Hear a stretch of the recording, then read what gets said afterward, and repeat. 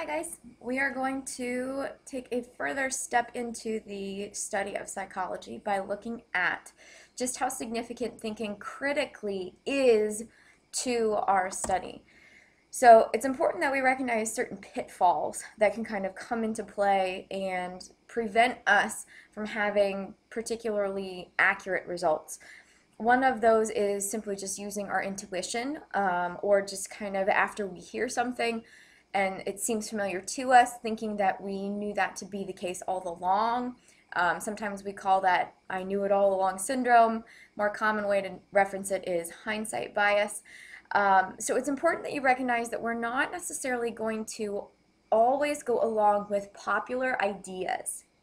Psychology is not necessarily all about common sense, and what may be seen as common sense isn't necessarily widely accepted within our study. A lot of times we're going to overturn popular ideas that are perceived by many as pretty popular. And so a lot of times that can end up surprising us with the findings that we have in place.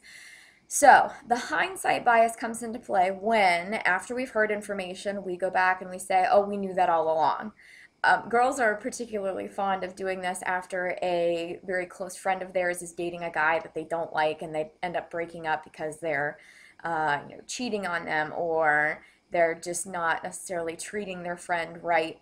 So, your immediate response is, oh my gosh, I knew it all along that he was bad for her. Boys have a tendency to do it with regard to sports. A lot of times it's, oh, I knew that Alabama was going to beat Virginia Tech in the opening game this season. They're just too strong in terms of their offense and their defense. I knew it all along. So it's important to recognize hindsight bias is not necessarily an accurate way of going through the study of psychology. Overconfidence can be a pretty big detriment as well.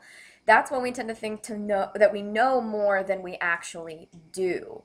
We're guilty of being overconfident in so many things that we carry out on a daily basis. Many of you guys have probably waited to do your AP psychology homework until the very last minute thinking, oh, well, it's only one reading guide section. It won't take me that long to do. I can do it in 5 minutes tomorrow morning. But then things end up piling up in your day. Study hall doesn't end up working out the way that you think it is going to, and so you were overly confident in your ability to finish that work at the last minute when you should have just started it to begin with. Within the field of psychology, after we find out the real answer for something, we tend to kind of convince ourselves that the initial response that we had was basically right. Okay, so even if a conclusion to the end of a study isn't fully in line with what we expected it to be, we still say to ourselves, well, it might not have turned out about this way, the way that I fully thought that it would, but I was right for most of it, or this particular part, or some of what I thought was going to happen actually happened. Within psychology, we need to avoid that kind of understanding because the results and the conclusions that we come to might not be terribly accurate as a result. One other pitfall to look out for is the concept of pseudoscience, these popular ideas and beliefs that seem to be related to science or to the study of psychology, but they don't stand up to certain studies within the field. Okay, so mostly what we're looking at is the issue of psychics, or this concept of extrasensory perception, ESP, that one can be able to read minds or predict the future. Even something as simple as your astrological sign. Women's magazines are notorious for, at the very end of their magazines, putting in these horoscopes for the month. Even though they kind of seem like they're based on science and they have insights into various aspects of your personality or future behaviors, they aren't related to science. They're not scientifically backed. They do not use the scientific method to verify their results, so we need to watch out for those.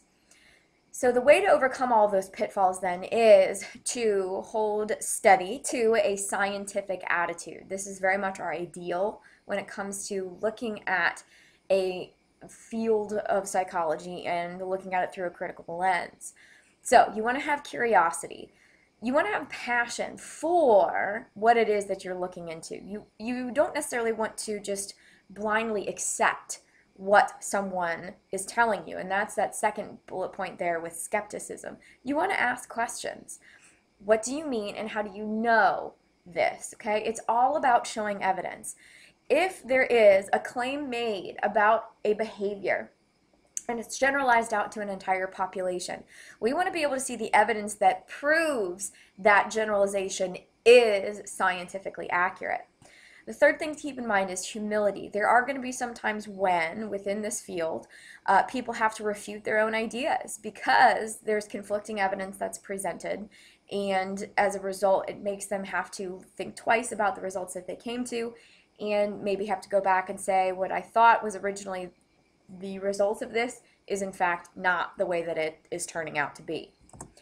So all of this then brings us back to the concept of critical thinking, this process that we go through to assess claims and make judgments on the basis of very well supported evidence. So this is done by asking 5 key questions then.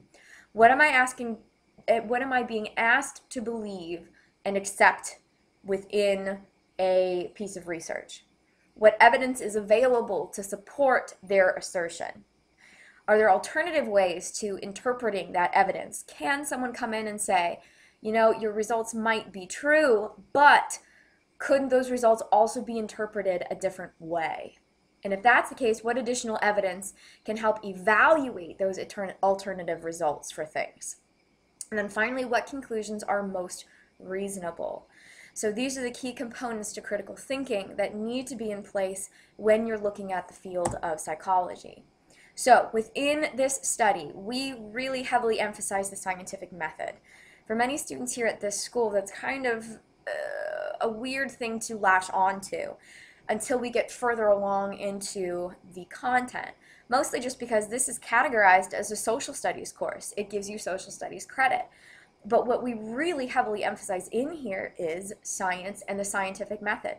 We use theories, we establish hypotheses, we test things over and over and over and over to a point where if they have been incredibly heavily tested and well accepted, they become laws. So we are very heavily influenced by the scientific method. When I mention the concept of theory, what I'm emphasizing is a testable explanation for certain sets of facts or observations that are made. It's not just a speculation or a guess. A lot of times people have a tendency to assume that a hypothesis, which is typically a testable prediction or guess, is a theory, but they're not one and the same. A theory has been tested over and over and over and over and over again. So the main goal of psychological science is to develop explanations for behavior and mental processes and basically be able to explain through solid statistical evidence that these would be accepted and they have been heavily tested and they have stood the test of that scientific method. When we look at hypotheses, these are implied by a theory, okay, but they are not necessarily one and the same, as I just said. They give us the opportunity to test and reject or revise any kind of theory that is out there. So it gives some level of direction that you want to take your research in. To make it a lot more easy to understand and evaluate a hypothesis, what is going to be put in place is something called an operational definition. Okay?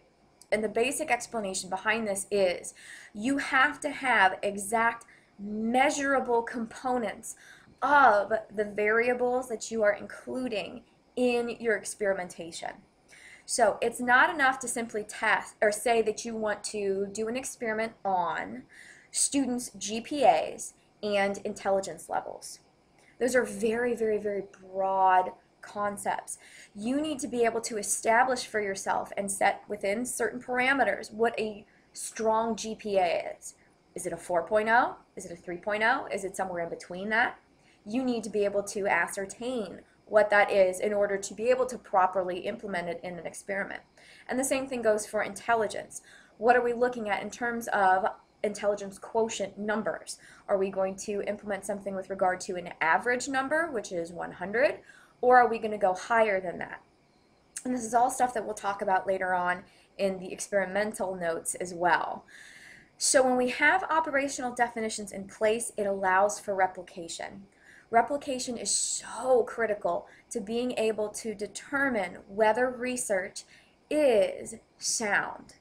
because if it's able to be repeated over and over and over, then we are enabling this research to get to a point of being able to stand the test of time through those theories to become something that is widely accepted within the field. So this is the end of the Thinking Critically video notes. It's a pretty straightforward, pretty quick set of notes. Obviously, though, if you have any questions at any point through any of this, please feel free to just let me know.